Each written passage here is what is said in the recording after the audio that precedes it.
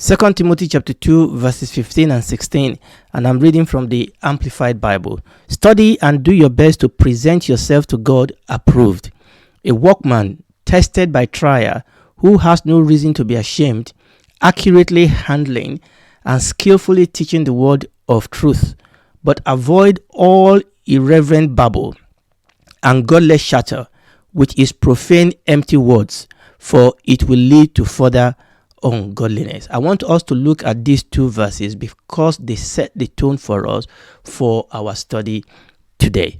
All right, so I want you to look at this verse. Okay, this verse reminds us of the need and our responsibility to at least strive towards accurate handling of the word of God. And that is why I read that verse. It said we should study. We should do our best to present ourselves to God approved, a workman that has no reason to be ashamed, accurately handling and skillfully teaching the word of God. And I think in this area of New Testament Giving, there has been a lot of inaccurate handling of the word of God and a lot of unskillful teaching of the word of truth, by the way, on both sides of the argument. So today I want to start going into specific of kingdom financing. Now, in the first 3 episodes, we laid general principles. So we want to start going into specific. We look at the New Testament kingdom finances. We will look at New Testament kingdom finances. That is what concerns us, actually, the New Testament kingdom finances, because that is where we are. But we are going to look at it against the background of how God financed his kingdom in the older dispensation. And the reason for this is because they are all connected. And we need to see that they are all connected. Remember what I said. When God establish his kingdom, he put system in place to finance his kingdom. So there was kingdom finances before God gave the law to Moses. There was already the kingdom of God in one form then. Then during the time of the children of Israel under the law, there was kingdom finances. And after the law, here in the New Testament, there is also a way that God has established to finance his kingdom. And as we shall see, all these different cycle that I showed us, they are all built on the same principle. We need to understand that. That is one of the things that I want you to see. Now, we may not get into that today, but God's financing before the law, under the law, after the law, or before the Old Testament, during the Old Testament, and in the New Testament, that God's principle of finance in all the dispensation of this kingdom, they are all built on the same principle. Financing the kingdom under the law was built upon the same principle as that of financing the kingdom before the law. And financing the kingdom in the New Testament, financing the kingdom in this era, in this dispensation after the law in the New Testament, is also built upon the same principle as that God used in financing his kingdom before the law and under the law. Now, I have referenced the kingdom finances to the law. Why am I saying before the law, under the law, after the law? I have referenced it to the law because we are all well familiar with kingdom finances under the law, and that is often where the problems start. Why is kingdom finances so clear under the law? Because it is the law. The law is codified. The law is categorized. The law is institutionalized. So it is very, very easy for us to see principle of financing God's kingdom under the Old Testament, under the law. It is easy because it is the law. The law is fixed. The law is codified.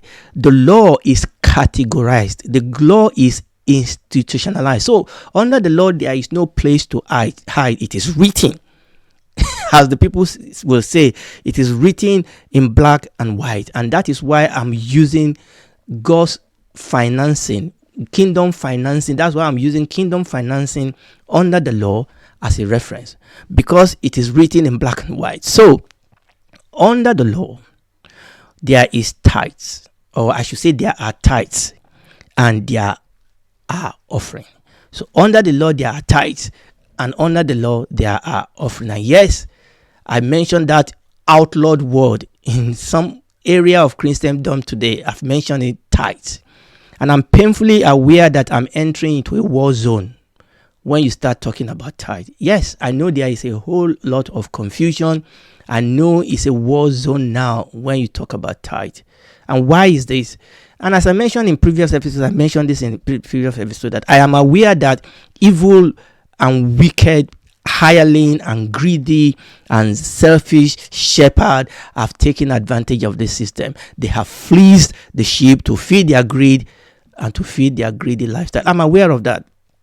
And I believe and I know, and you know, that this is one of the reasons that people are beginning to react. Unfortunately, this unscrupulous act of this greedy shepherd have now opened the door for weaponized attack against this important tool of kingdom financing.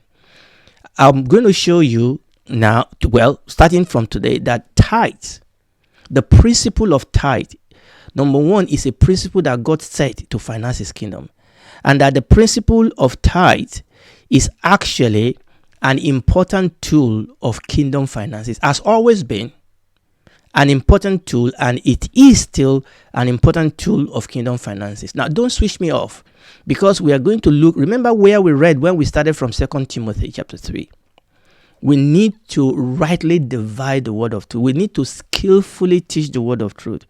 We need to rightfully, explain the word of truth. And that is what I want us to see today, starting from today. So, unfortunately, one of the evil that all these selfish ministers, one of the evil they have done among many, is the fact that they have given room for the devil to weaponize attack against this tool, this important tool of kingdom finances. So there are so many anti-tithes rhetoric in the church today.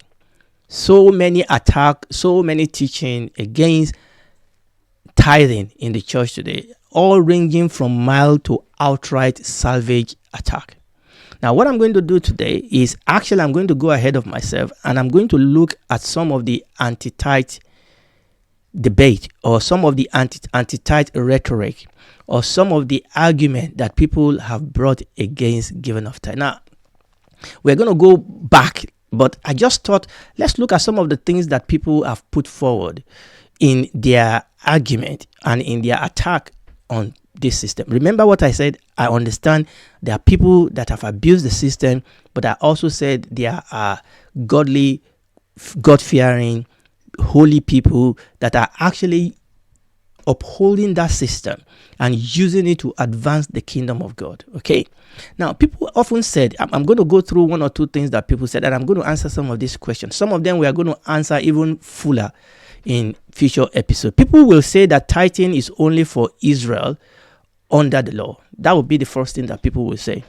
People will say, well, tithing is only for Israel under the law. Well, that is actually far from the truth.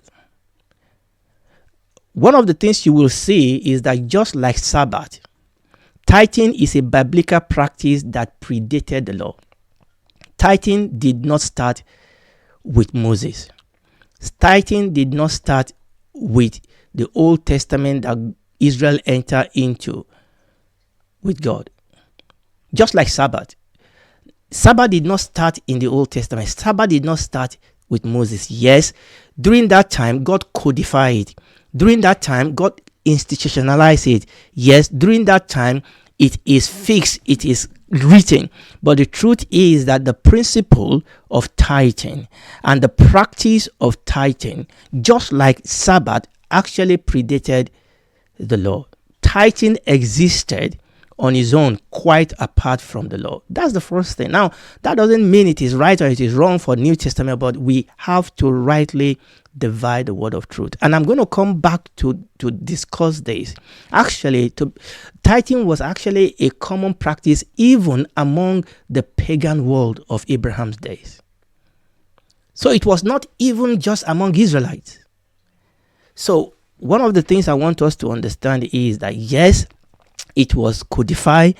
Yes, it was institutionalized. Yes, it was established and fixed under the law that God gave to the children of Israel, but tithing, just as Sabbath predated the law. I'm using Sabbath as an example. There was already Sabbath before God told the children of Israel to observe Sabbath. Do you know when we were studying Genesis chapter 2?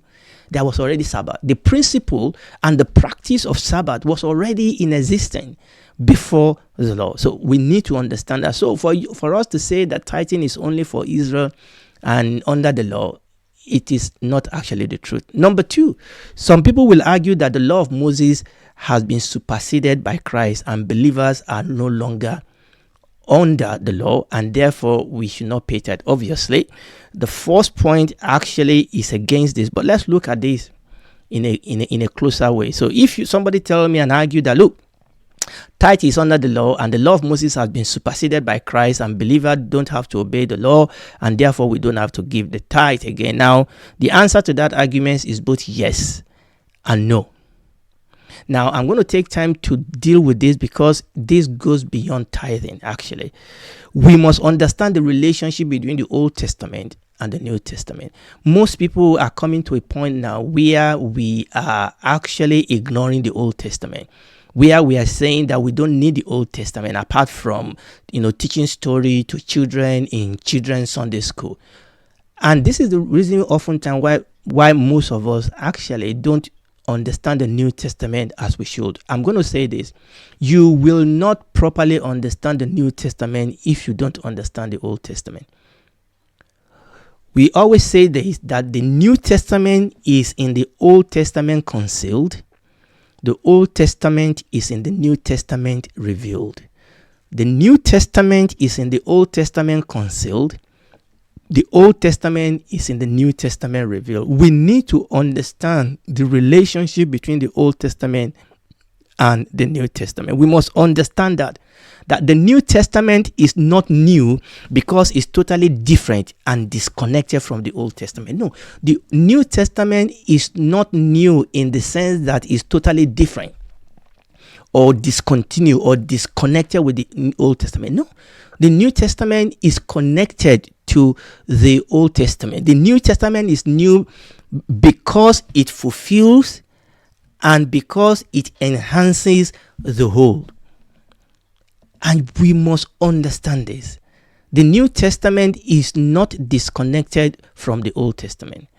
The New Testament is new because it fulfills and because it enhances and builds upon the Old Testament. Now, when we say that the Lord Jesus Christ fulfilled the law, what does that mean? Okay, when we say the Lord Jesus Christ fulfilled the law, what does it mean? Now, understand this, it does not mean that the part of the Old Testament revelation evaporates into thin air to be forgotten forever.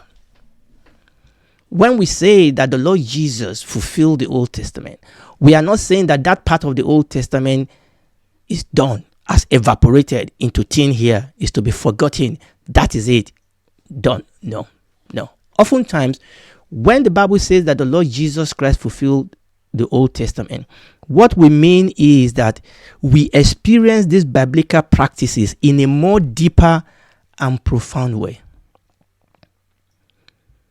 And we must not uproot our experience of the New Testament. We must not uproot it from its source in the Old Testament. For example, today we don't observe Sabbath as a legal requirement. Do we? No. We don't observe Sabbath as a legal requirement, but we enter into God's Sabbath as our spiritual heritage. Do you see that? There's a lot we learn from the Sabbath. The Sabbath, the Lord Jesus has fulfilled the Sabbath. The Lord Jesus said, the Son of Man, he said, is the Lord of the Sabbath. He has fulfilled the Sabbath, but the Sabbath, the principle of the Sabbath, has not disappeared, but rather it has been enhanced. We now experience it in a more deeper and in a more profound way than they could have in the Old Testament. Another example, obviously we don't offer sacrifice of animal upon mortal altar today, do we? No, they were doing that in the Old Testament, but we still offer sacrifices. But we offer the sacrifices of our own life and the sacrifice of praise with our body, which is the temple of the living God. Do you see that? We are experiencing that revelation. We are experiencing that reality in a deeper and a more profound way. And it's very, very important for us to understand. We need to remind ourselves that there are two broad divisions within the Old Testament law. Now, some people will say three, but I put it as two. There are two broad divisions within the Old Testament law. There is the ceremonial law, number one, and there is the civil and moral law. Now, I combine civil and moral law together. Many people will divide that and they will say there are three parts. There is the ceremonial law, there is the civil law, and there is the moral law. I think that works, but I will say there are two, because the reason I'm saying that is because the civil and the moral law in most cases actually overlap. So when we talk about the law and the fact that we've been redeemed from the law, from the curse of the law, that the Lord Jesus Christ has fulfilled the law, let's understand what we are saying. That under the number one, we understand what it means for the Lord Jesus Christ to fulfill the law. Number two, to understand that the law actually is divided into two broad divisions: the ceremonial law, number one; number two, the civil moral law. Our Lord Jesus Christ indeed fulfilled the ceremonial law of the Old Testament, as I have discussed earlier on. He fulfilled them, the ceremonial law. But what about the civil moral law? This law did not expire with the Old Testament. The ceremonial law didn't expire with the Old Testament. In fact, if anything, according to our Lord Jesus Christ, the moral law under the New Testament is even more stringent, it's even more exacting than the law, the moral law in the Old Testament.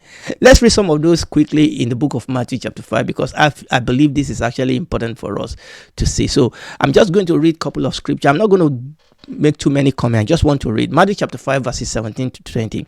Think not that I have come to destroy the law or the prophet. I'm not come to destroy, but to fulfill. For verily I say unto you, till heaven and earth pass, one jot or one tittle shall in no wise pass from the law till all be fulfilled. Whosoever therefore shall break one of these least commandments and shall teach men so, he shall be called the least in the kingdom of God. But whosoever shall do and teach them, the same shall be called great in the kingdom of heaven. Verse 20. For I say unto you that except your righteousness shall exceed the righteousness of the scribe and Pharisees, you shall in no case enter the kingdom of heaven. Remember what I said. This civil and moral law of the New Testament actually are more stringent than those in the Old Testament. They have not evaporated. They have not been destroyed. They have not been set aside. Now, let's take one or two examples of this still in Matthew chapter 5. Let's read verses 27 and 28 first. You have heard that it was said of them of old in the Old Testament, in the old law, thou shalt not commit adultery. But what is it in the New Testament? Has it been destroyed? Has it been withdrawn? No, it has been intensified. Verse 28. But I say unto you that whosoever look on a woman to lust after her had committed adultery with her already in his heart. So it has been jacked up. Let's read verses 31 to 32 for another example. It has been said, and by the way, this is the Lord Jesus Christ speaking here. It has been said, whosoever shall put away his wife, let him give her a writing of divorcement. But I say unto you that whosoever shall put away his wife, saving for the cause of fornication, causeth her to commit adultery. And whosoever shall marry her that is divorced, committed adultery. Wow. Do you see what I'm talking about here? That yes, we can talk about the fact that in the sense that we have discussed it, and rightly so, the Lord Jesus has fulfilled the ceremonial law, and we have explained in what sense that even means. But the civil and the moral law, rather than being abrogated, rather than being withdrawn and destroyed, actually, if anything, they have become intensified. And the question then is, is tithing in the Old Testament part of ceremonial law, which has now been fulfilled? Is tithing part of the ceremonial law under the Old Testament, which has now been fulfilled? If so, how was it fulfilled? Or is tithing in the Old Testament part of the civil moral law, which has been intensified in the New Testament? And that's the question you and I have to ask. Is tithing like the animal that they kill and they shed and the Lord is tithing like that in the Old Testament? Or is the system, is this kingdom financial system that God put in place under the Old Testament, was it actually part of civil moral law that actually has been intensified in the New Testament? And as we go on in this study, you will see that the answer is more of the latter, that actually there is a part of tithing. And this is the problem also with the people that preach tithing in the New Testament, that they preach tithing as if we are still under the old system. There is a way to preach tithing under the new system. As we go on in this teaching, we will see that actually there is a structural part of tithing that is under the ceremonial law. But there is an operational part of tithing that is under the civil and moral law. In such a sense that actually tithing has not been abrogated in the New Testament, but that just like every other civil and moral law, if anything, it has been intensified. Now, I'm going to stop here today. I was not planning to stop here, but I'm going to stop here. My time is gone. If anybody will want to fight about tithe, we should be fighting for the right to pay more. I'm going to say more about that in future teaching. If there is an excuse, if there's a reason for us to want to fight about tithe, to want to argue about tithe, actually we should be arguing for doing more. Again, like I said, that is me getting ahead of myself.